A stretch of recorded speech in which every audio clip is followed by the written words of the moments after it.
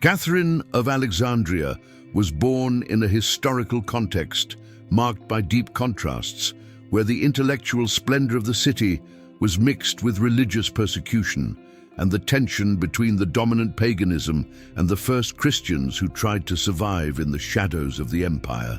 From her earliest days, her life already seemed enveloped in a singular mystery, as if there were in her a light that could not be extinguished by the pagan influences of the court.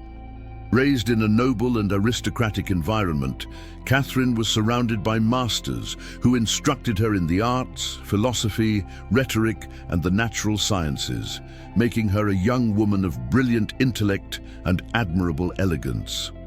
However, none of these material or intellectual riches could explain the depth of her soul, which always seemed inclined to seek a superior truth, a truth that surpassed the limits of the philosophical schools of the time.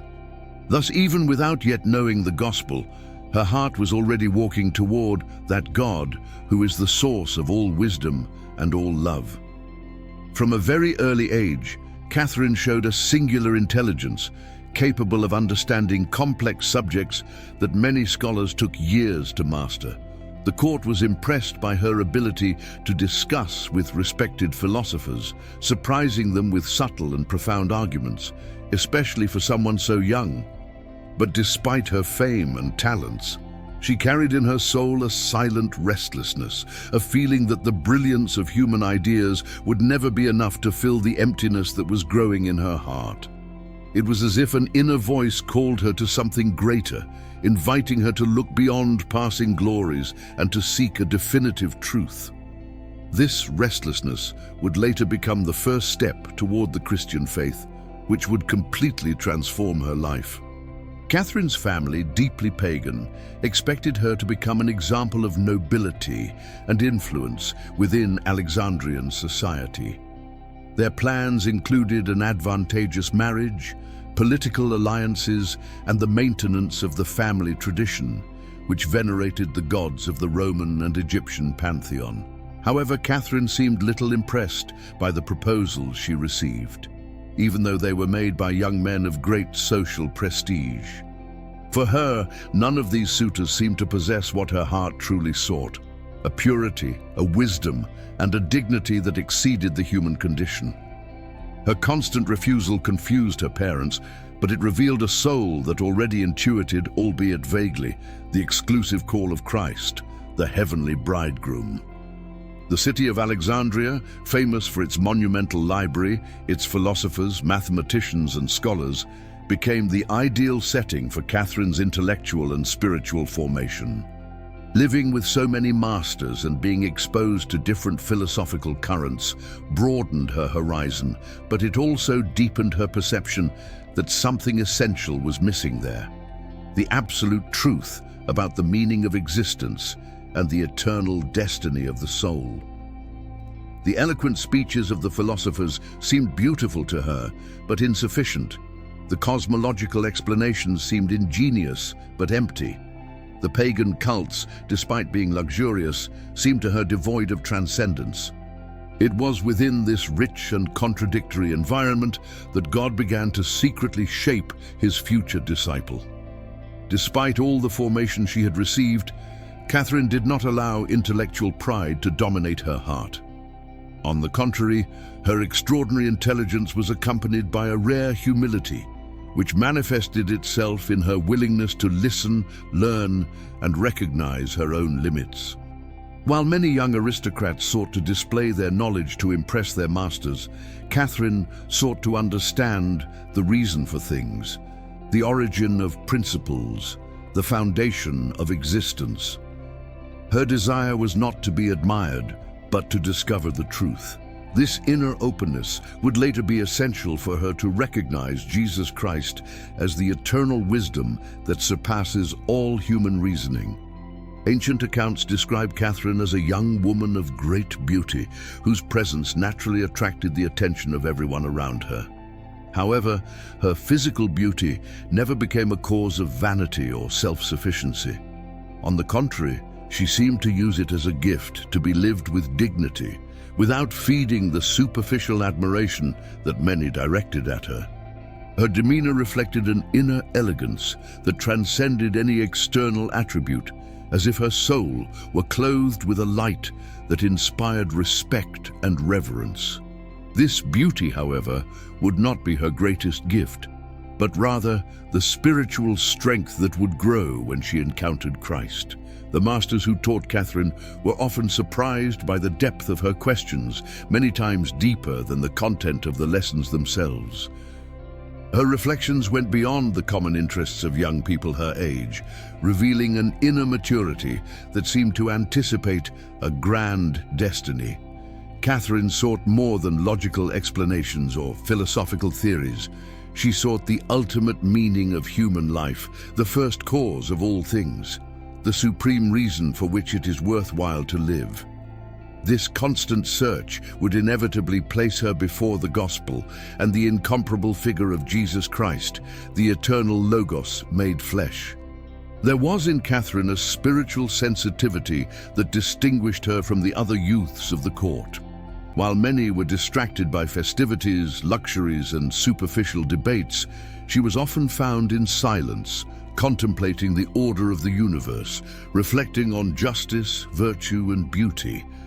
This inclination to contemplation made her soul become increasingly sensitive to the touch of divine grace, preparing her to welcome the Christian faith with the same depth with which she sought intellectual truth.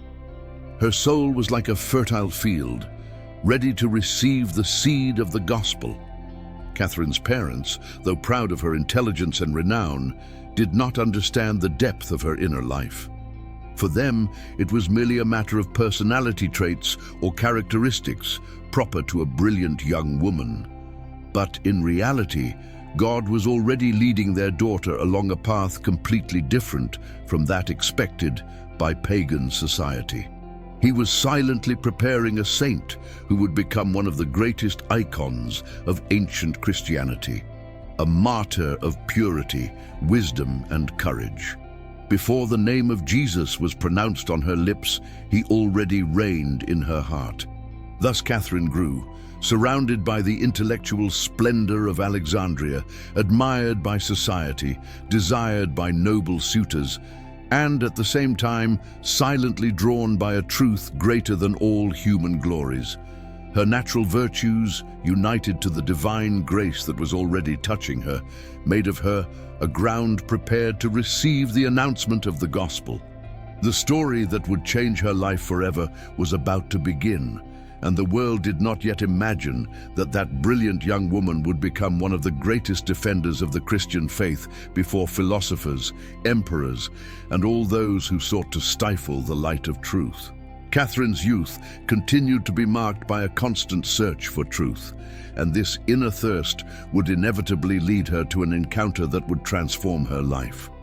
In Alexandria, Christianity, although persecuted, spread silently through small groups that gathered to pray, listen to the scriptures, and share life in the light of the gospel. These Christians, often viewed with suspicion by pagans, lived in a simple and discreet manner, but radiated a peace and courage that intrigued all who approached them. Catherine, observing this small group that seemed so distant from the aristocratic world, began to feel in her heart a new curiosity, different from the philosophical search that had previously nourished her. There, in that simple people, there seemed to exist a living truth, not merely theoretical, and this truth awakened in her a growing admiration. Catherine's first contact with the Christian faith is said to have occurred through a wise elder, known in tradition as one of the disciples of the first fathers of the Church. This man, endowed with deep spiritual wisdom, kept alive the memory of apostolic preaching and was sought out by many who were searching for inner guidance. News of his presence reached Catherine's ears, and she decided to meet him, moved by pure intellectual curiosity. However, upon entering his presence, she felt something she had never experienced before, a deep serenity and an inner light that seemed to penetrate the innermost recesses of her soul. The elder, seeing the restlessness of that brilliant young woman, recognized in her a soul prepared by God to receive the gospel. During their conversations, the wise Christian explained to her the mysteries of the faith with a depth that surpassed everything Catherine had previously studied. He spoke of one God, creator and Lord of all things, who did not hide behind myths or statues, but had revealed himself definitively through his Son, Jesus Christ. He spoke with simplicity, but his words had a weight and an authority that touched Catherine's heart in a unique way. The young woman, accustomed to intellectual debates, realized that she was now before a truth that went beyond philosophical concepts, a living, personal truth that invited not only understanding, but also total surrender. Moved by this encounter, Catherine began to study the scriptures and to listen attentively to the accounts of the life of Christ, his passion, death, and resurrection. Each line, each gesture, each teaching of Jesus penetrated her soul like a light that dispelled all the doubts she had carried for years. She finally understood what she had sought in so many philosophical systems, an absolute truth that was not the fruit of the human intellect, but divine revelation. As she immersed herself in this new reality, her heart was transformed, and the restlessness that had once consumed her gave way to a deep peace, an inner certainty that she had found the ultimate meaning of her existence. Catherine's conversion was not the fruit of a passing emotion, but of a solid and mature conviction, born from the encounter between her extraordinary intelligence and divine grace. She realized that following Christ meant renouncing human glories, embracing a life of virtue, and possibly facing persecution, since the Roman Empire considered Christianity a political and religious threat. Even so, her heart did not waver. On the contrary, the more she understood the risks, the more there grew within her the desire to remain faithful to the God who called her. It was as if she had finally found the heavenly bridegroom whom her heart had sought since her youth. Upon deciding to become a Christian, Catherine found an inner freedom she had never experienced before. All the expectations imposed by pagan society, arranged marriages, political alliances, obligatory rituals, ceased to exert any fascination over her. Her soul was completely turned toward Jesus Christ, and in her was born a love so deep that nothing in the world could equal it. The young aristocrat, admired for her beauty and intelligence, now desired only to live in fidelity to the faith that had given her meaning, strength, and direction. It was as if a new life had begun, more luminous and truer than all she had lived until then. The news of her conversion did not take long to arouse concern in her family, especially because, in the context of persecution, embracing Christianity was considered an act of rebellion against the state. Even so, Catherine did not allow herself to be intimidated. She understood that her vocation was not merely to know the truth, but to bear witness to it with firmness, even in the face of threats. Her heart burned with the desire to proclaim Christ to all those she met, especially the wise of Alexandria, who, like her, sought the truth, but looked for it where it could not be found. Catherine's conversion, therefore, was not silent or discreet. It was a landmark that would profoundly transform her public life. Over time, Catherine became known among Christians as a young woman of firm faith, capable of uniting human wisdom with divine inspiration.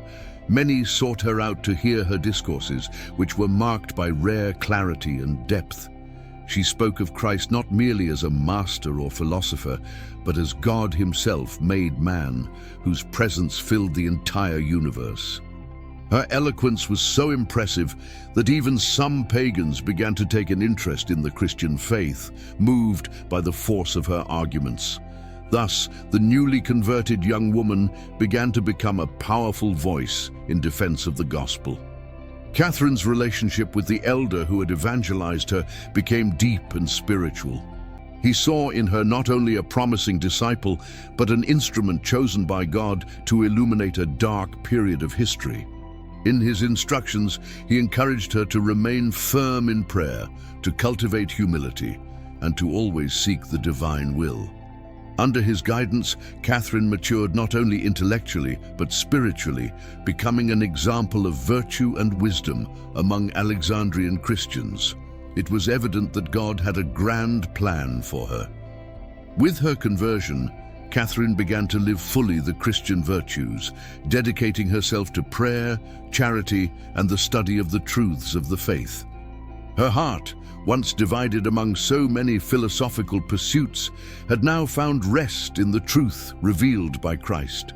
The purity of her life, united with the depth of her spirit, made her a unique figure in the history of the Church.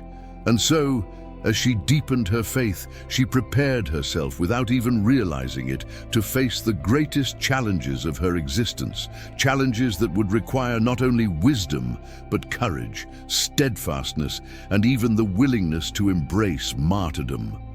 As Catherine grew in the Christian faith, her fame as a wise young woman of extraordinary eloquence spread throughout Alexandria.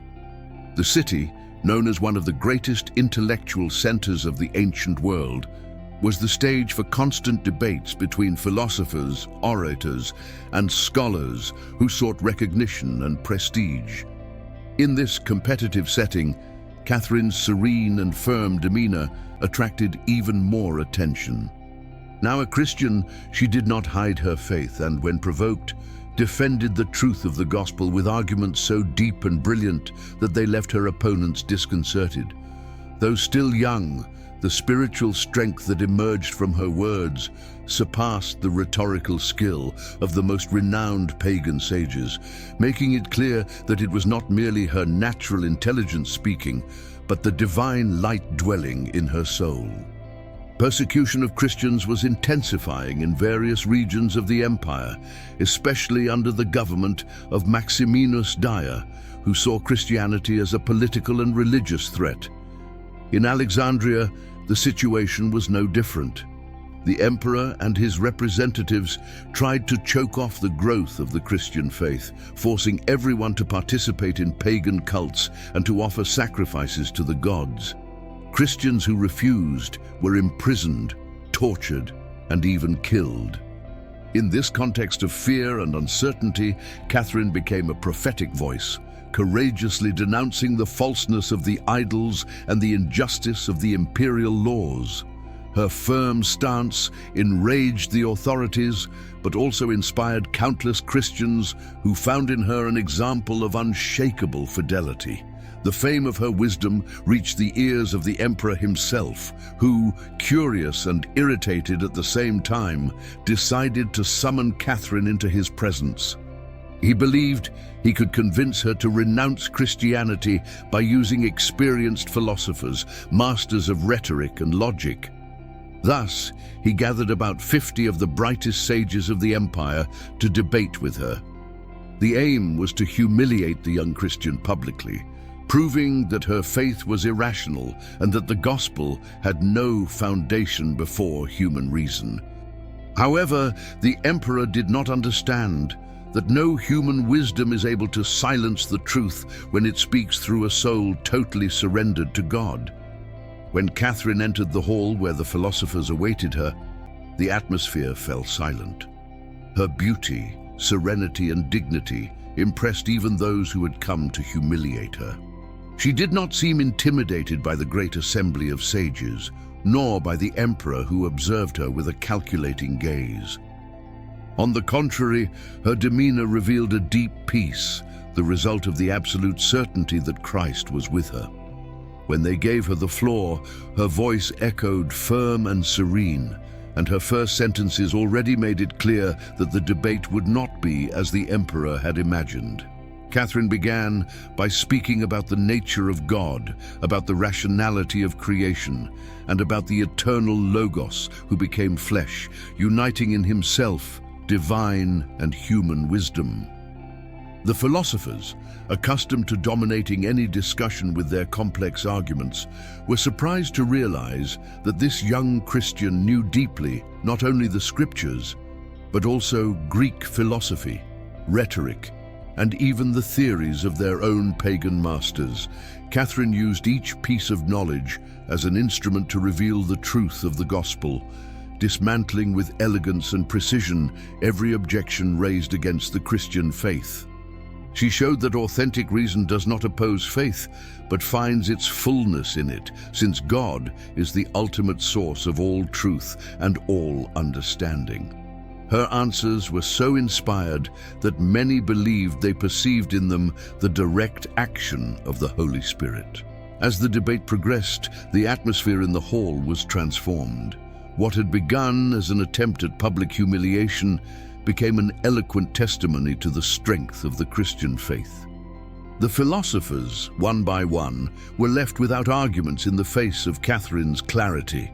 The young Christian showed not only knowledge, but a wisdom that surpassed the limits of pagan philosophy. Some of them, touched by the light of the truth, began to realize that they were before something far greater than a simple rhetorical discourse. The emperor, on the other hand, became increasingly uneasy and irritated, realizing that his plan was definitively failing. The decisive moment came when some of the philosophers, deeply moved by Catherine's eloquence, openly declared that they wished to convert to Christianity. They acknowledged that they had never heard such a clear, logical, and at the same time profoundly spiritual defense of the faith. The courage of the young Christian, united with the divine wisdom that flowed from her words, led them to embrace the truth they had sought for so many years. This gesture, however, enraged the emperor, who saw his authority questioned and his plan to humiliate her turn into a shameful defeat. Filled with hatred against the Christians, he condemned these newly converted philosophers to immediate death. Even in the face of this tragedy, Catherine remained firm, weeping not out of despair, but out of compassion, for she knew that those men, now martyrs, would receive the eternal crown in the kingdom of God. Her courage in the face of injustice became an even more powerful sign of the truth she proclaimed. The emperor, however, did not give up trying to silence her. He ordered new interrogation sessions, seeking to intimidate her. But the young woman continued to respond with the same wisdom and serenity she had shown from the beginning. It was evident that there was in her a supernatural strength that nothing could shake. With each new attempt to make her deny Christ, Catherine reaffirmed her faith with even greater conviction. She argued that no human power could set itself above the true God, creator of heaven and earth. The young woman knew that her fidelity could cost her life, but that did not frighten her. On the contrary, she seemed willing to offer everything: her youth, her beauty, her prestige, her very existence, for love of Jesus Christ. Her stance made her a mirror of the fortitude of the first martyrs, whose courage would become the foundation of the nascent church. Catherine's presence before the emperor became a constant challenge to the pride of Roman power. Her wisdom dismantled all strategies, and her steadfastness disconcerted guards, counselors, and officials. The young Christian was, without a doubt, a living sign that God chooses instruments that are small by human standards to confound the strong and reveal his glory. Every word, every gesture of Catherine was like a luminous sword that pierced the spiritual darkness of her time. And as she defended the faith with superhuman courage, she was preparing herself, even without knowing it, to face the most painful and glorious phase of her story: the tortures that would precede her martyrdom. When the emperor realized that all his attempts to humiliate Catherine before the philosophers had turned into a spectacle contrary to his interests, his anger reached a level that went beyond reason. He could not accept that a young woman, and moreover a Christian, had so serenely defied his power, his authority, and his imperial vanity. The public defeat fed his hatred, and he decided that if he could not overcome Catherine by argument, he would try to bend her by physical suffering. The hardened heart of the tyrant did not understand that the strength of faith does not spring from the flesh, but from the Spirit. and that the more he tried to destroy it, the more brightly the light of Christ would shine in that wise young woman. The emperor's first step was to order that Catherine be thrown into prison, hoping that humiliation and isolation would weaken her will. However, the dark and cold cell did not produce in her the expected despair. On the contrary, it became a place of deep prayer, where she united herself even more intensely to her divine bridegroom. The guards, seeing her serenity, began to wonder what kind of strength sustained that seemingly fragile young woman. She did not weep, did not protest, nor show fear. Instead, she seemed to fill the prison with an inexplicable peace, as if the very grace of God were illuminating that place.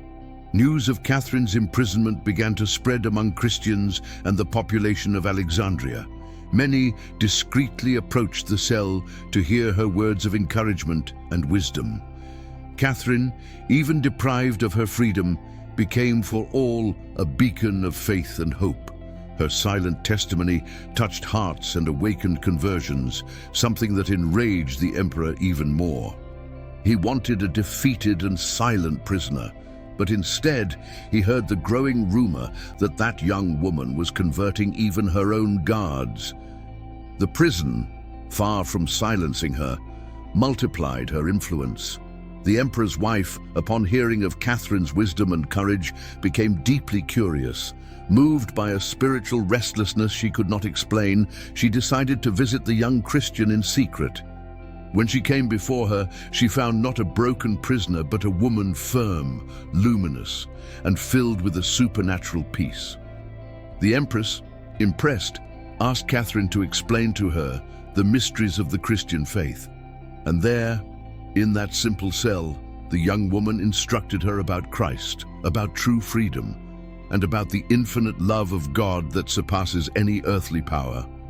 The empress left profoundly touched, carrying within herself the seed of faith. However, the conversion of the empress did not go unnoticed by God, and neither by the emperor, who began to suspect that something strange was happening in secret. Driven by jealousy for his authority and by his obsession with destroying Christianity, he ordered new interrogation sessions. Catherine was brought before him again, in chains and marked by the days in prison, but her dignity remained intact.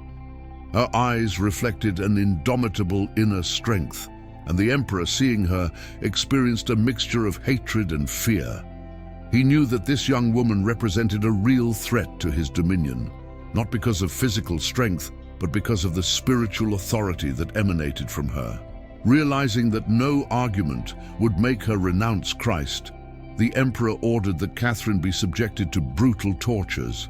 The executioners scourged her with iron instruments, tearing her delicate skin. But to the astonishment of those present, she endured each blow with impressive serenity, offering her suffering to God. Her lips murmured prayers, and her eyes remained raised to heaven as if contemplating invisible glory.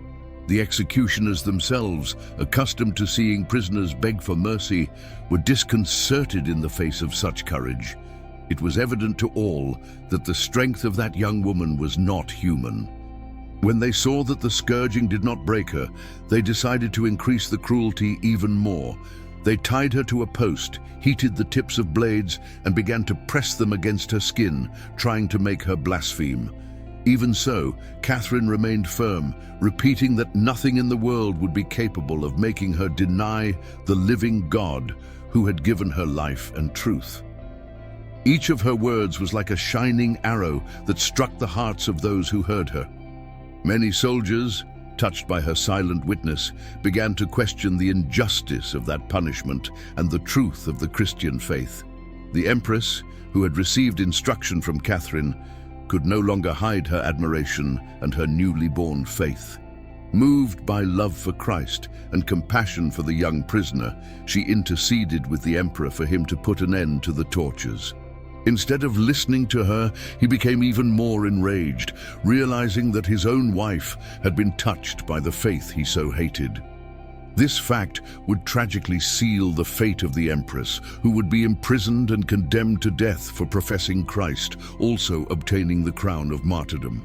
Catherine, upon hearing of this, wept with compassion, but also with spiritual joy, for she knew that her sister in faith had conquered heaven. Catherine's demeanor during the tortures began to stir murmurs among the officials. Many claimed that it was impossible for a mere young woman to resist pain with such determination without a divine strength sustaining her. The emperor himself, faced with the failure of his attempts to break her, fell into deep unease. He could not understand how his authority, his instruments of torture, and his threats of death became useless before that woman, fragile in appearance, yet gigantic in spirit. His wounded pride led him to make an even more cruel decision, fueled by the despair and humiliation of having been defeated by a Christian. Realizing that her perseverance was not diminishing, but only growing stronger with suffering, the officials suggested to the emperor a new method of execution, more cruel, more symbolic, and more feared: the torture wheel. This instrument, designed to tear apart the condemned person's body slowly, was considered one of the most brutal tortures of the time. The emperor, seeing in it an opportunity to put an end to the inconvenient testimony of the young Christian and to give a public lesson to the followers of the gospel, immediately accepted the plan. Catherine's fate was approaching a terrible outcome, but her soul remained in total abandonment to the will of God. She knew that martyrdom would not be a defeat but a triumph, and she was ready to face it with the same unshakable faith that had sustained her entire life. When the emperor decreed that Catherine would be executed on the torture wheel, the news spread rapidly throughout Alexandria. The chosen instrument was known for its extreme cruelty, consisting of great wheels with sharp blades that tore the condemned person's body as they spun. It was a method of slow and brutal death, designed not merely to destroy the prisoner physically, but to terrorize all who witnessed the execution. The emperor's intention was clear: to turn Catherine's martyrdom into a spectacle of fear in order to prevent others from joining the Christian faith. However, he did not understand that, before the saints of God, even the most terrible instruments of tyranny become impotent, for the glory of the Most High cannot be crushed by human hands. Catherine was taken to the place of execution before a crowd who, despite the climate of terror, could not hide their admiration for the young martyr. Many pagans, who had once seen her only as a rebellious noblewoman, now recognized in her something extraordinary, a light that transcended any natural explanation. Her serenity contrasted with the brutality of the scene. Even before the monstrous torture machine, her face showed no fear. She walked with dignity as one who advances to a divine encounter. Her eyes, fixed on heaven, revealed total trust in God, and her silent posture was a testimony more eloquent than any speech. The executioners, accustomed to seeing prisoners beg for mercy, were disconcerted by Catherine's courage. The young woman asked only for a brief moment of prayer before being tied to the wheel. Kneeling before the crowd, she raised her hands and begged God to strengthen her faith and to use her sacrifice for the conversion of many. Her prayer, marked by humility and total surrender, profoundly touched the hearts of those present. Some wept, others watched in silence, and even hardened soldiers felt the spiritual impact of that moment. Catherine's faith was so luminous that it transformed the atmosphere, making even the terror of the wheel seem insignificant in the face of God's greatness. When the executioners approached to tie her, an extraordinary event began to completely transform the scene. As soon as they touched the ropes and the structure of the wheel, a powerful crash echoed through the place. The earth seemed to tremble for an instant, and an intense light enveloped the instrument of torture, as if heaven itself had descended at that moment. The crowd froze, and even the executioners recoiled in panic. Before everyone's eyes, the wheel broke apart violently, bursting into pieces that scattered across the ground. The sharp blades, hurled by the impact, struck several of the executioners, who fell dead immediately, while Catherine remained standing, completely unharmed, enveloped in a supernatural peace. The miracle was so evident that no one was able to deny what had happened. Even the most skeptical pagans felt the weight of the divine presence, for the destruction of the wheel could not be explained by accident or by fragility of the instrument. That machine had been carefully prepared by the best craftsmen of the empire, and it could never have broken in such a way without a supernatural intervention. Many present fell to their knees, recognizing that they were witnessing a direct manifestation of the power of God. The crowd murmured in frightened whispers that the pagan gods had never done anything similar, while the God of the Christians, so hated by the emperor, displayed there his greatness. The emperor, upon witnessing the scene, was seized by a mixture of fear, hatred, and humiliation. He knew deep down in his heart that this miracle was real. But unable to admit defeat and driven by a destructive pride, he decided to attribute the phenomenon to sorcery or tricks by the Christians.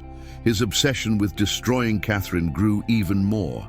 Instead of converting, as so many did that day, he hardened his heart like Pharaoh before the plagues of Egypt.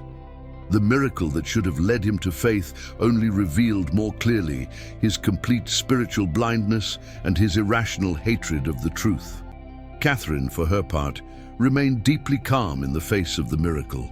She did not boast, did not celebrate, nor pointed to what had happened as a cause of personal glory. On the contrary, she bowed her head and thanked God in silence, acknowledging that it was not due to her merits, but to divine mercy, that she had been spared from torture.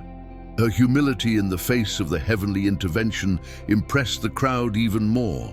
She knew that this had not been a sign for her own protection, but a gesture of God to touch the hearts of all who had witnessed the scene. It was a call to conversion, an invitation to the truth, a manifestation that Christ is sovereign even over the instruments of death. Many of those present approached Catherine after the miracle, seeking to hear her words and receive spiritual guidance. She spoke with tenderness, encouraging them to trust in the God who had just manifested himself before them. Her words, filled with wisdom and compassion, illumined the souls of many who, until then, had hesitated to embrace the Christian faith. Conversion began to spread like fire among the spectators, who recognized that this young woman was not merely a wise or noble person, but an authentic servant of the living God, chosen for an extraordinary testimony in a time of darkness. Despite the miracle, the emperor did not abandon his cruel intent. He ordered that Catherine be taken once again to prison, determined to find another way to execute her. The hatred that dominated his heart prevented him from realizing that each of his actions only increased the spiritual brilliance of the young martyr and further strengthened the faith of the Christians. As she was led back to the cell, Catherine walked with the same serenity as always, aware that God was guiding every step of her story. Even knowing that her earthly life was drawing to a close, she remained in total abandonment to the divine will, ready to bear witness to Christ to the very last consequences. And so, after the miracle of the wheel, all of Alexandria was divided between fear and admiration, between disbelief and nascent faith. Catherine's story gained even greater proportions, and the empire, despite all its efforts to erase it, could not silence the truth that sprang from her life. She had become, definitively, a living sign of God's power, a flame that neither suffering nor injustice nor human hatred would be able to extinguish. And as she waited in prison for the outcome of her mission, the young martyr prepared herself for the last and most sublime chapter of her journey toward eternity. After the miracle of the wheel, the spiritual atmosphere in Alexandria was profoundly transformed. Many began to recognize that God had intervened directly to protect Catherine, and this awakened mass conversions. At the same time, however, tension increased within the imperial palace, where the wounded pride of Maximinus Daia had become a destructive force dominating all decisions. Unable to admit that a young Christian woman had challenged his power before the entire city, the emperor ordered that Catherine be locked up once more, this time in an even more isolated cell, without light, without food, and without contact with anyone. He believed that absolute silence and extreme deprivation would be enough to break her resistance. But what he did not know was that the more he tried to suffocate her, the more God surrounded his servant with extraordinary graces. In the silent darkness of the cell, Catherine surrendered herself totally to prayer.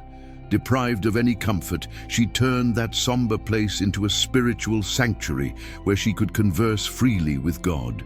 Her heart, already so united to Christ, plunged into a supernatural peace that could not be touched by any external suffering. The more her body weakened, the more her soul was strengthened. There, alone in the eyes of the world, but surrounded by the loving presence of the Lord, Catherine understood clearly that her mission was about to reach its apex. There was no fear in her heart, only a profound love for God and the ardent desire to remain faithful until the last moment. Tradition relates that during this period of extreme confinement, God sent his angels to care for Catherine. They miraculously fed her, strengthened her weakened body, and consoled her soul. The cell, once cold and oppressive, became flooded with a gentle light that the guards could perceive from the outside, though they did not understand where it came from. Frightened, some began to suspect that divine forces were protecting the young woman. The emperor, upon hearing that Catherine remained alive despite the total absence of food, refused to believe in the supernatural and accused his own guards of treason. However, no matter how much he intensified the rigor of the watch, nothing was able to extinguish the light emanating from that extraordinary prisoner. The presence of God in the cell was so intense that it began to attract even those who had strict orders not to approach her. Hardened soldiers and curious officials came discreetly closer, and upon hearing her words or simply seeing her enveloped in that heavenly serenity, felt their hearts moved.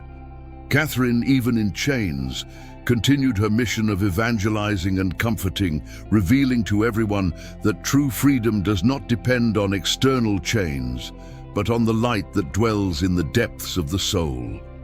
Many of those men, touched by her silent witness, would end up embracing Christianity despite the enormous risk that this represented. The fame of Catherine's holiness spread with such force that even people from afar, who had never seen the young woman, gathered near the prison simply to pray. The Christians organized themselves into small clandestine groups, and even knowing the danger, approached to sing psalms or to plead for the servant of God. For them, Catherine was not just an example of courage, but a living sign that Christ was present and active, even in the times of greatest persecution. The growing faith of the people contrasted with the emperor's increasingly uncontrolled anger, who saw his authority weakened before the spiritual light radiated by a single woman. Meanwhile, the empire began to experience a social and political tension that reflected the spiritual conflicts of that time. On one side, the brutal power of the state, determined to destroy Christianity. On the other, an invisible force, sustained by truth and grace, which no imperial decree could silence. Catherine was at the center of this battle, not by her own will, but because God had chosen her as an instrument to reveal his glory. The young woman already knew in her heart that martyrdom was approaching, but this did not sadden her. On the contrary, it filled her with hope, for she saw in it the perfect consummation of her total surrender to the Lord. During a silent night while she was praying, Catherine had an extraordinary vision of Christ, who appeared to strengthen her and to confirm that her hour had come. He called her his beloved spouse and promised that he would be at her side until the final moment, granting her the crown of eternal glory.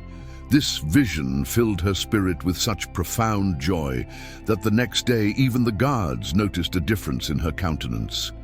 Her face seemed lit by an inner light, her eyes shone with an indescribable peace, and her demeanor revealed an unshakable spiritual strength. It was evident that she had received a special divine grace to face martyrdom with courage and dignity. Upon hearing that Catherine remained alive and more radiant than ever, the emperor finally made his final decision. He ordered that she be executed by the sword. His hatred had reached its limit, and he realized that he could no longer try to torture or shame her. He needed to take her life in order to try to erase her influence. However, he did not realize that, in condemning her to death, he was only hastening the spiritual triumph of the young Christian, for the martyrs are the seeds of the church, and their death brings forth abundant life for the centuries that follow. Catherine, upon being informed of the sentence, bowed her head and thanked God in silence. Her soul was ready. On the way to the place of execution, Catherine walked with the serenity of one who knows she is drawing near to the definitive encounter with her heavenly bridegroom. There was no revolt in her soul, no fear, no hesitation. On the contrary, she radiated such deep peace that many present were moved at the sight of her. The Christians wept, but she comforted them with gentle words, saying that her death would not be a defeat, but a victory. The crowd watched in silence, recognizing that this young woman represented something holy, something that completely surpassed human logic. It was like contemplating a pure flame walking toward heaven. As Catherine advanced toward martyrdom, her entire life seemed to converge toward that moment. All her gifts, her brilliant intelligence, her purity, her courage, her fidelity, united perfectly in the supreme offering she would make to God. Nothing in her was divided, nothing wavered. It was the perfect surrender of a soul totally consumed by divine love. And so, as the soldiers escorted her, the young martyr prepared her heart for the final shedding of blood that would glorify Christ and forever seal her story of holiness. The day of Catherine's martyrdom dawned with an unusual atmosphere in Alexandria. Although the emperor desired it to be an event of intimidation and fear, the city seemed taken by a reverent silence, as if every street, every person, and even the very air recognized that something sacred was about to happen. Catherine was led to the place of execution, surrounded by soldiers, but her light and firm step revealed that she was not walking to death, but to eternal life. Her face, illuminated by a serenity that transcended human suffering, deeply touched the hearts of those who watched her. Many, pagans and Christians, wept without being able to explain why, as if a divine presence accompanied that young woman and filled the environment with a supernatural peace. Upon arriving at the place chosen for her martyrdom, Catherine asked for a moment to address God. She knelt before the crowd and offered her life to the Lord with words of praise and trust, asking that her shed blood become a source of conversion for many. Her prayer was so moving that even some soldiers, accustomed to the most brutal executions, felt tears roll down their faces.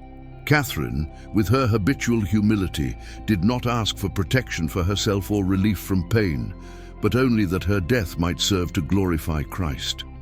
This final gesture of surrender showed that her soul was perfectly united to the divine will, ready to pass through the veil of eternity. The executioners, although pressured by the emperor, showed hesitation in the face of the holiness that emanated from Catherine. It was as if their own hands feared to touch that young woman who shone with light. Nonetheless, obeying orders, they took their positions to carry out the final sentence.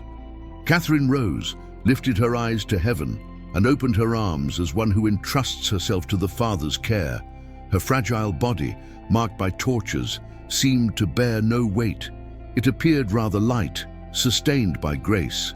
The crowd, gripped by profound silence, waited in tears, recognizing that they were witnessing the sacrifice of a saint chosen by God. The fatal blow was delivered, and at the moment the blade touched her skin, an extraordinary perfume spread through the air. It was not a common odor, but a gentle, heavenly fragrance that enveloped the place, surprising everyone present. Many reported that they had never smelled anything like it, as if heaven itself had opened to receive Catherine's soul. Her blood, poured out on the ground, seemed to shine under the sunlight, and some testified that they had seen angels around her body. Catherine's death was not marked merely by human violence, but by the divine glory that manifested itself with palpable intensity, transforming the place of execution into a sacred altar. After her death, the Christians, risking their own lives, collected her body and kept it with great reverence. However, according to tradition, God performed one last extraordinary sign. Angels are said to have carried the saint's body to Mount Sinai, where it remained hidden for centuries until it was found by monks who built a monastery there in her memory. That place, which would later become the famous monastery of Saint Catherine, remains to this day one of the oldest and most revered centers of Christian spirituality in the world. The presence of the saint in that desert region is seen as a sign of her deep union with God and of her mission to protect and inspire the faithful through the centuries. Catherine's martyrdom brought about a wave of conversions that the emperor could never contain. Those who witnessed her serenity, her purity, and the heavenly perfume that emanated at the moment of her death recognized the truth she had defended with such courage. Her life became a living sermon, and her shed blood fertilized the hearts of many who, until then, had lived bound to paganism or spiritual indifference. The emperor, on the other hand, sank even deeper into shame and failure, for his attempt to destroy the Christian faith only caused an even more powerful testimony to flourish. Over the centuries, Saint Catherine of Alexandria became one of the most venerated martyrs of the Church. Her image, frequently depicted with the broken wheel, the symbol of the miracle God wrought, spread throughout the Christian world as an icon of wisdom, purity, and courage. She was proclaimed patroness of philosophers, students, and scholars, because her life showed that true wisdom is not born from intellectual pride, but from humility before the eternal truth, which is Christ. Her devotion expanded throughout Europe during the Middle Ages, inspiring kings, theologians, mystics, and simple faithful, all fascinated by her luminous holiness. Saint Catherine also became a model for young people who, like her, desire to unite intelligence and faith, reason and spirituality. Her story shows that being Christian does not mean despising human knowledge, but illuminating it with divine light. Her eloquence before the philosophers and her fidelity, even in the face of death, reveal that following Christ requires courage, steadfastness, and total trust in providence. For this reason, many students, especially during exams and periods of study, turn to her intercession, trusting that she will help them to unite human and heavenly wisdom. Catherine's spiritual legacy transcends time and remains alive in the Church. In a world that often tries to separate faith and reason, or to place intelligence as an adversary of God, her life rises as a clear and luminous answer. All true wisdom leads to the Creator. She teaches us that being born noble does not guarantee holiness, but that giving everything to God transforms any heart into a powerful instrument of His grace. Her story, marked by miracles, courage, and love, continues to echo through the centuries as an invitation for each Christian to live his or her faith with conviction and purity. Thus, as we contemplate her life and martyrdom, we realize that Saint Catherine of Alexandria is not merely a historical figure, but a living presence in the spirituality of the Church. Her intercession continues to reach the faithful. Her wisdom illumines the minds that seek the truth, and her example inspires the hearts that desire to follow Christ. without fear. Her martyrdom was not the end, but the beginning of an eternal mission in heaven. And even today, she calls us to remain firm in the faith, to defend the truth with love, and to trust fully in that God who never abandons his faithful servants. Saint Catherine continues to be, for all Christians, a beacon of light, a queen among martyrs, a heavenly friend who leads the faithful to the definitive encounter with Christ.